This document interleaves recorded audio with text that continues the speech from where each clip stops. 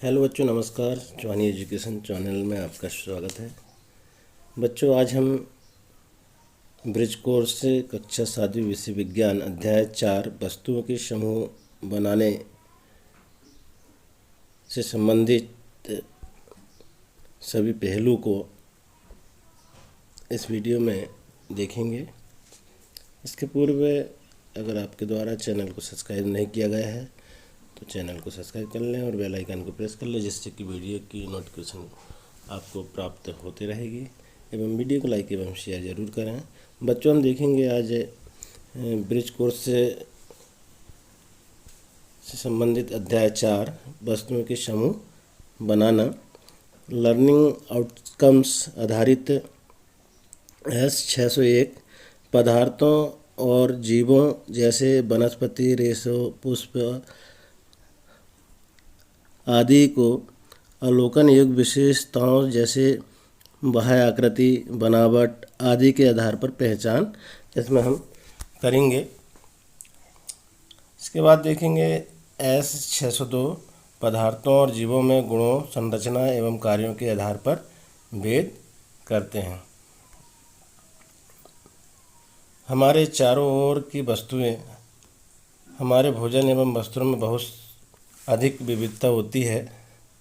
हर स्थान पर इसी प्रकार की विविधता वाली अनेक वस्तुएं पाई जाती है। हम अपने चारों ओर कुर्सियां, बैलगाड़ियां, साइकिलें, खाना पकाने के बर्तन, पुस्तकें, वस्त्र, खिलौने, जल, पत्थर तथा अन्य बहुत सी वस्तुएं देखते हैं। इन सभी वस्तुओं की आकृति, रंग, वर्ण तथा गुण भिन्न भिन्न होते हैं।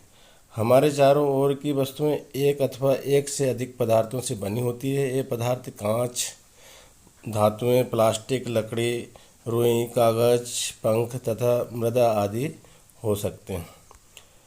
वस्तुएं के समूह बनाने के बहुत से तरीके हैं। हम वस्तुओं को उनकी आकृति तथा जिस पदार्थ से वे बने हैं के आधार पर बांट सकते हैं। हम अपने चारों ओर जितनी संभव हो सके उतनी वस्तुएं एकत्रित करें।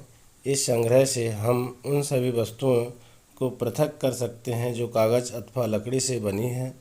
इस प्रकार हम सभी वस्तुओं को दो समूह में बांट सकते हैं। एक समूह की सभी वस्तुओं जो कागज अथवा लकड़ी से बनी हैं तथा दूसरी समूह की वस्तुएं जो इन पदार्थों से नहीं बनी हैं। इसके अतिरिक्त कुछ पदार्थों का उपयोग एक से अधिक प्रकार की वस्तुओं को बनाने में किया जा सकता है, जैसे लकड़ी से कुर्सी, मेज, बैलगाड़ी और उसके पहिए आदि बनाए जाते हैं। इससे हम समान पदार्थ से बनी विभिन्न प्रकार की वस्तुओं का समूह बना सकते हैं। किसी दी गई वस्तुओं को बनाने के लिए कौन सा पदार्थ उपयोग किया जाना चाहिए, यह जानने के लिए हमें विभिन्न पदार्थ के बारे में अधिक जानकारी प्राप्त करने की आवश्यकता है। अब बच्चों, हम देखेंगे इसमें पदार्थों के गुण। तो हमारे द्वारा किसी वस्तु को बनाने के लिए किसी पदार्थ का चयन किया जाना उस पदार्थ के गुण तथा उपयोग की जाने वाली वस्तुओं के प्रयोजन पर निर्भर करता है। जैसे गिलास कपड़े का नहीं बनाया जा सकता। गिलास बनाने के लिए हमें ऐसा पदार्थ चाहिए जो जल को रोक सकता हो। अतः पदार्थों के वह सब गुण जो उसके उपयोग के लिए महत्वपूर्ण होते हैं नीचे दिए गए देखेंगे हम। दिखावट। तो पदार्थ प्राय एक दूसरे से भिन्न दिखाई देते हैं। लोहा, तांबे अथवा एल्युमिनियम से भिन्न दिखाई पड़ता है, परंतु फिर भी लोहे, तांबे तथा एल्युमिनियम में कुछ समानताएं हो सकती है जो लकड़ी में नहीं पाई जाती है। हमारे आसपास विभिन्न पदार्थों में से कुछ ध्रुतिवान, चमकदार तथा कुछ ध्रुतिहीन होते हैं। पदार्थ जिसमें ध्रुति चमक होती है वे प्राय धातु होते हैं। लोहा, तांबा, एल्युमिनियम तथा सोना धातुओं के उदाहरण हैं। कुछ धातुएं बहुधा अपनी चमक खो देते हैं और ध्रुतिहीन निष्प्रभाव दिखने लगती है। ऐसा उन पर वायु तथा नमी की अभिक्रियाओं के कारण होता है। कठोरता में हम देखेंगे, जब आप विभिन्न पदार्थों को अपने हाथों से दबाते हैं तो उनमें से कुछ को दबाना, संपीड़ित करना कठिन होता है। जबकि कुछ अन्य आसानी से संपीड़ित हो जाते हैं। वे पदार्थ जिन्हें आसानी से संपीड़ित किया अथवा खरोंचा जा सकता है कोमल पदार्थ कहलाते हैं, जबकि अन्य पदार्थ जिन्हें संपीड़ित करना कठिन होता है कठोर पदार्थ कहलाते हैं। आगे देखेंगे बच्चों हम विलय अथवा अविलय। तो कुछ पदार्थों को जल घुलने पर वे जल में पूर्णतः लुप्त हो जाते हैं, अर्थात घुल जाते हैं, विलीन हो जाते हैं। ये पदार्थ जल में विलय है। अन्य पदार्थ जल के साथ मिश्रित नहीं होते तथा काफ़ी समय तक गिलास में विलोडित करने पर भी जल में लुप्त नहीं होते। ये पदार्थ जल में अविलय होते हैं। कुछ द्रव जल में पूर्णतः मिश्रित हो जाते हैं, कुछ अन्य एवं द्रव जल में मिश्रित नहीं होते हैं और कुछ समय तक ऐसे ही छोड़ देने पर अपनी पृथक परत बना लेते हैं। कुछ गैस जल में विलय है जबकि अन्य नहीं। सामान्यतः जल में कुछ गैसें थोड़ी मात्रा में विलीन होती है। वस्तुएं जल में तैर अथवा डूब सकती है। कुछ पदार्थों को जल में डालने पर वे जल के पृष्ठ पर आकर तैरने लगती है और कुछ जल की तली में पहुंच जाते हैं। हम बहुत से उदाहरण देखते हैं जिनमें पदार्थ जल में तैरते रहते हैं अथवा डूब जाते हैं। पारदर्शिता उन पदार्थों अथवा सामग्रियों जिनसे होकर वस्तुओं को देखा जा सकता है उन्हें पारदर्शी कहते हैं। कांच, जल, वायु तथा कुछ प्लास्टिक पारदर्शी पदार्थों के उदाहरण हैं। प्राय दुकानदार खाद्य पदार्थों को पारदर्शी पदार्थों से बने पात्रों में रखते हैं ताकि वे इन चीज़ों को आसानी से देख सकें। इसके विपरीत कुछ ऐसे पदार्थ भी हैं जिनसे होकर आप वस्तुओं को नहीं देख सकते। इन पदार्थों को अपारदर्शी कहते हैं, जैसे गत्ते का डिब्बा, लकड़ी आदि। तो ऐसे पदार्थ जिनसे होकर वस्तुओं को देख सकते हैं परंतु बहुत स्पष्ट नहीं दिखा जा सकता उन्हें पारदर्शी कहते हैं, जैसे तेल लगा कांच, धुआं, घिसा हुआ कांच। इस प्रकार पदार्थों को उनके गुणों में समानताओं तथा विभिन्नताओं के आधार पर समूह में बांटा जाता है और पदार्थों को इस प्रकार समूह में बांटकर उनके गुणों का अध्ययन तथा इन गुणों में किसी भी पैटर्नों का अवलोकन करना सुविधाजनक बन जाता है। तो ये थी पाठ से संबंधित समूह के संबंध में कैसे हम किन किन वस्तुओं को किस प्रकार से हम समूह बना सकते हैं। तो इसके बाद देखेंगे बच्चों हम वर्कशीट जो इसी पाठ से संबंधित है। वर्कशीट 1 में देखेंगे हम प्रश्न क्रमांक 1, कागज़ से बनाई जा सकने वाली 5 वस्तुओं के नाम लिखिए। अब कागज़ से कौन कौन सी वस्तु बनाई जा सकती है उन वस्तुओं के नाम हम लिखेंगे। तो नंबर 1 में लिख देंगे गुलदस्ते, खिलौने हम कागज़ से बना सकते हैं। नंबर 2 में बर्थडे, कागज़ पट्टी, ये हम कागज़ से बना सकते हैं। नंबर 3 गमला, गमला हम कागज़ से बना सकते हैं। दफ्ती, नंबर 5 थैली और नंबर 6 कापी, ये सब कागज़ से हम बना सकते हैं। इसके बाद देखेंगे प्रश्न 2। प्रश्न 2 में क्या है बच्चों, देखें, निम्न तालिका को पूर्ण कीजिए। क्रमांक दिया हुआ है, वस्तुएं हैं, पदार्थ जिनसे ये वस्तु बनी है। जैसे नंबर 1 में प्लेट, थाली जो है धातु से बनी है। पेन प्लास्टिक से बना है। डस्टर लकड़ी या प्लास्टिक से बना है। काफ़ी कागज़, काफ़ी जो है कागज़ के से बना है। स्कूल यूनिफॉर्म धागा और कपड़े से बना है। कुर्सियाँ लकड़ी और प्लास्टिक से बनी है। इस प्रकार हम तालिका को पूर्ण कर लेंगे। इसके बाद देखेंगे प्रश्न 3। प्रश्न 3 में क्या है बच्चों, देखें, पदार्थों के गुणों के आधार पर वस्तुएं कितने प्रकार के समूह में बांटी जा सकती है। गुणों के नाम लिखिए। तो हम लिखेंगे यहाँ पर उत्तर में, पदार्थों के गुणों के आधार पर वस्तुएं 2 प्रकार के समूह में बांटी जा सकती है। गुणों के नाम क्या है, देखें हम, समानताओं तथा विभिन्नताओं के आधार पर समूह में बांटा जा सकता है, समान और असमान। इसके बाद देखेंगे हम प्रश्न 4। तो निम्न तालिका को पूर्ण कीजिए। इसमें भी तालिका दी गई है जिसको हमको पूर्ण करना है। तो इसमें क्रमांक दिया हुआ है, पदार्थ, इन पदार्थों से बनी वस्तुएं दी गई है। नंबर 1 में लकड़ी।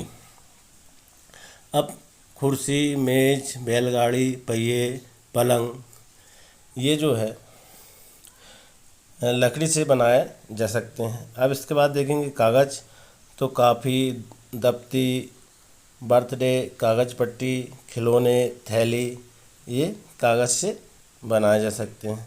प्लास्टिक में, प्लास्टिक से क्या क्या बनाए जा सकते हैं, बोतल, पेन, पन्नी की थैली, गमला, प्लेट, ये प्लास्टिक से बनाए जा सकते हैं। चमड़ा से क्या क्या बनेगा, देखिए यहाँ पर बेल्ट, स्वेटर, ढोलक, कवर शीट, खिलौने, जूता, बॉल, टेनिस, ये चमड़े से बन जाएंगे। अब रुई से देखिए आप रजाई, तकिया, खिलौने, पट्टी, बत्ती और दीपक रुई से बन जाएंगे। इस प्रकार हम इस तालिका को पूर्ण कर लेंगे। इसके बाद देखेंगे बच्चों प्रश्न क्रमांक 5। अब प्रश्न क्रमांक 5 में देखिए नीचे कुछ वस्तुएं तथा पदार्थों के नाम दिए गए हैं। जल, टेनिस बॉल, संतरा, बेल्ट, चीनी, पेन, चश्मे की डंडी और जूता। इनको इस प्रकार समूहित कीजिए। अब कैसे करना देखिए, जैसे नंबर 1 खाद्य तथा अखाद्य पदार्थ। अब खाद्य और अखाद्य पदार्थ में हम लिखेंगे चीनी और जल। प्लास्टिक की वस्तु तो पेन, चश्मे की डंडी। चमड़े की वस्तु बेल्ट, टेनिस बॉल और जूता। इस प्रकार हम इनको जो है समूहित कर दिए, हम मतलब कर देंगे। इसके बाद देखेंगे हम प्रश्न वर्कशीट 2। अब वर्कशीट 2 में क्या है बच्चों, देखें हम इसका जो प्रश्न क्रमांक 1 है, निम्नलिखित में से चमकदार पदार्थों का चयन कीजिए। अब कौन से चमकदार पदार्थ हैं उनको हमको चयन करना है। तो कांच की प्याली, प्लास्टिक का खिलौना, स्टील का चम्मच, सूती कमीज, सोने की बाली। तो स्टील का चम्मच, सोने की बाली, ये चमकदार है, तो इसमें हम समूहित इसको कर दिए हमने। इसके बाद देखेंगे हम प्रश्न क्रमांक 2। पारदर्शी तथा अपारदर्शी के दो दो उदाहरण देकर अंतर स्पष्ट कीजिए। अब उत्तर में लिख देंगे पारदर्शी तो उन पदार्थों अथवा सामग्रियों जिनसे होकर के वस्तुओं को देखा जा सकता है उन्हें पारदर्शी कहते हैं। उदाहरण कांच, जल, वायु तथा प्लास्टिक, इनको पारदर्शी कहते हैं क्योंकि इनको आर पार हम देख सकते हैं।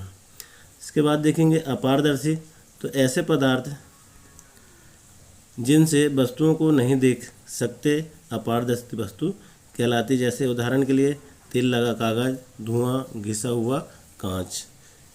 प्रश्न क्रमांक 3 देखिए, जल में तैरने वाली वस्तुओं की सूची बनाइए। अब जल में कौन कौन सी वस्तु तैर सकती है उसकी सूची हमको बनाना है। तो जल में तैरने वाली वस्तुएं हैं प्लास्टिक, गेंद, नींबू, कागज़, थैली और नाव, ये जल में तैरती है।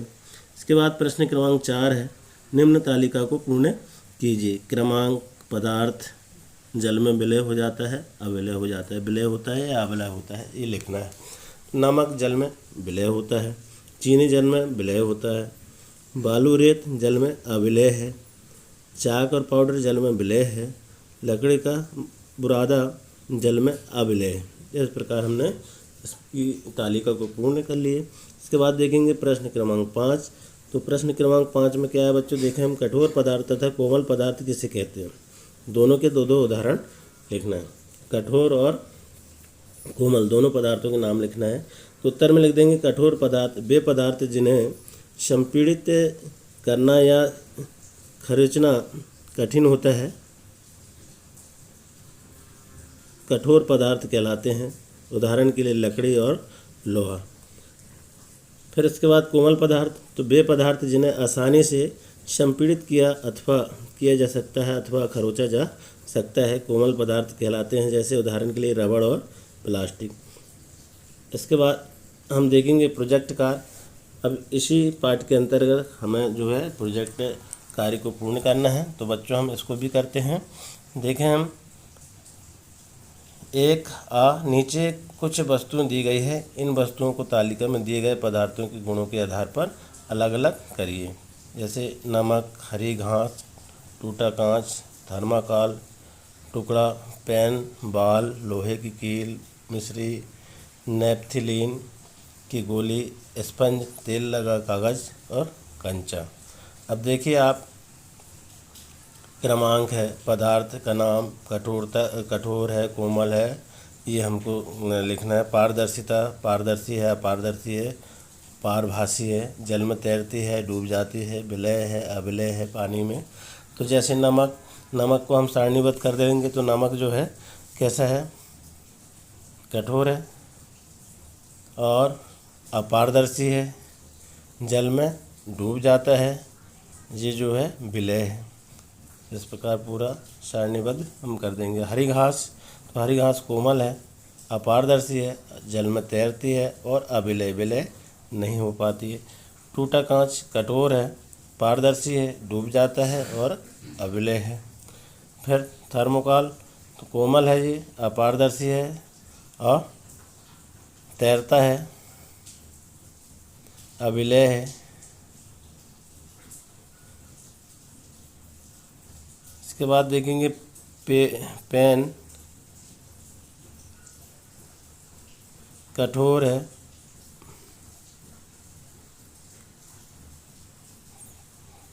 पारभासी है, डूब जाएगा, अविलय है। वाल कोमल, अपारदर्शी, तैरेगा और अविलय है। लोहे की कील कठोर, अपारदर्शी, डूबेगी और अविलय है। फिर इसके बाद मिश्री देखेंगे। मिश्री जो है कठोर है, पारभासी है, डूबेगी और विलय है। नेपथलीन, तो कोमल है, पारभासी है, तैरेगी और अविलय है। स्पंज कठोर है, अपारदर्शी है, डूबेगी और अविलय है। तेल लगा कंगा, कोमल है, पारभासी है, तैरेगी और अविलय है। कंचा कठोर और पारभासी, डूबेगा और अविलय। इस प्रकार से हम इस सारणी को पूर्ण कर लेंगे। अब इसके बाद बा में देखिए, बा में क्या है, तो आपके घर में पाई जाने वाली पारदर्शी, अपारदर्शी तथा पारभासी वस्तु की सूची बनाई। जैसे हम देखेंगे यहाँ पारदर्शी, अपारदर्शी और पारभासी, इस प्रकार से हम इसको सारणीबद्ध कर लेंगे। तो कांच का गिलास पारदर्शी, अपारदर्शी में थाली और पारभासी में बोतल। फिर कांच पारदर्शी, अपारदर्शी कुर्सी और पन्नी की थैली पारभासी। इसी प्रकार पारदर्शी में प्लेट, अपारदर्शी में दफ्ती और पारभासी में चूड़ी। फिर रेनकोट पारदर्शी, अपारदर्शी चम्मच और पेन जो है पारभासी है। इसके बाद देखेंगे प्लास्टिक गिलास, ये कैसी है, पारदर्शी है और गिलास अपारदर्शी है। गिलास प्लास्टिक की पारभासी है। सिलेंडर, दीवार, दरवाज़ा अपारदर्शी है, पारभासी डिस्पोजल है। तो इस प्रकार से हम सूची को तैयार कर लेंगे। इसके अंतर्गत इसी पाठ के अंतर्गत अब जो है हमको स्व आकलन, हमने जो इस पाठ से जो जो सीखा है और उस पर हमको आकलन करना है। तो हम देखेंगे इसमें प्रश्न क्रमांक 1, तो सही विकल्प का चयन कीजिए। निम्नलिखित में से चमकदार पदार्थ है, इसमें 4 ऑप्शन दिए हुए हैं। नंबर 1 लकड़ी, रबड़, सोना और प्लास्टिक। अब चमकदार वस्तु जो है इसमें सोना है, तो सी इसका सही आंसर हो जाएगा। उत्तर लिख देंगे यहाँ सोना। इसके बाद देखेंगे बच्चों हम कौन सा पदार्थ जल में पूर्णतः विलय है। 4 ऑप्शन इसमें दिए, चाय पत्ती, चाक पाउडर, बालू, चीनी। तो उत्तर इसमें दिया जाएगा चीनी। इसके बाद देखेंगे निम्नलिखित में से पारभासी है।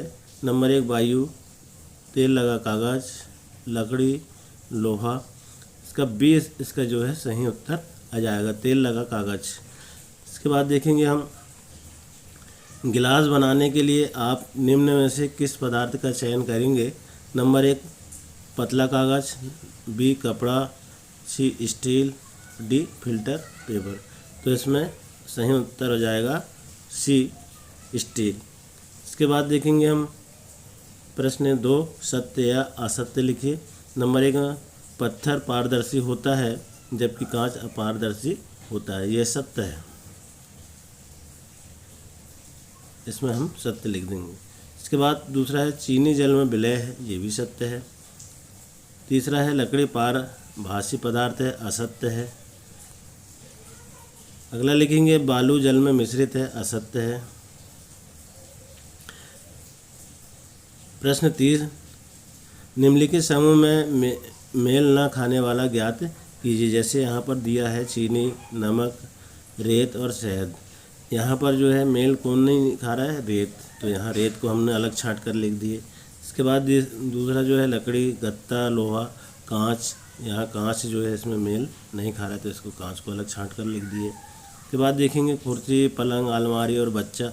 बच्चा यहाँ पर अलग है, यहाँ मेल नहीं खा रहा तो बच्चा हमने यहाँ पर लिख दिए। इसके बाद देखेंगे गुलाब, नाव, गेंदा और कमल। तो यहाँ नाव जो है अलग, इसलिए यहाँ पर हम इसको अलग छांट कर लिख देंगे। इसके बाद देखेंगे प्रश्न क्रमांक 4। अब प्रश्न क्रमांक 4 में उत्तर एक शब्द में उत्तर लिखना है। तो प्रश्न है, पदार्थ जिनसे होकर वस्तुओं को देखा जा सकता है कहलाते हैं, क्या कहलाते हैं? जिनसे होकर वस्तुओं को देखा जा सकता है तो पारदर्शी पदार्थ कहलाते हैं, उत्तर में लिख देंगे। इसके बाद देखेंगे सेकंड प्रश्न, ऐसे पदार्थ जिनसे होकर वस्तु को देख तो सकते हैं परंतु बहुत स्पष्ट नहीं देख सकता कहलाते हैं, पारभासी पदार्थ कहलाते हैं। देख तो सकते हैं लेकिन स्पष्ट नहीं देख पाते तो पारभासी पदार्थ हैं। इसके बाद देखेंगे प्रश्न तीसरा, जिन पदार्थों को आसानी से संपीड़ित किया अथवा खरोचा जा सकता है कहलाते हैं, कोमल पदार्थ कहलाते हैं। प्रश्न 5 है, जल में तैरने वाली जिन वस्तुओं को आप जानते हैं उनकी सूची बनाइए। तो अब जो आप जानते हैं इस प्रकार इसकी सूची जो है देखेंगे, बना लेंगे। उत्तर में लिखेंगे कागज़, बाल, प्लास्टिक, हरी घास, थर्माकोल, बाल, तेल लगा कागज़। इस प्रकार से हम सूची तैयार कर लेंगे। तो ये थी बच्चों विज्ञान अध्याय 4 सूची समूह बनाने के लिए। इस प्रोजेक्ट कार्य से संबंधित वर्कशीट में हमने जो है आज सीखा। आशा है आपको वीडियो जो है पसंद आया होगा। तो इसी प्रकार हम वस्तुओं के समूह को हम बना सकते हैं। नेक्स्ट वीडियो में हम आने वाले अध्याय को देखेंगे। नमस्कार, धन्यवाद।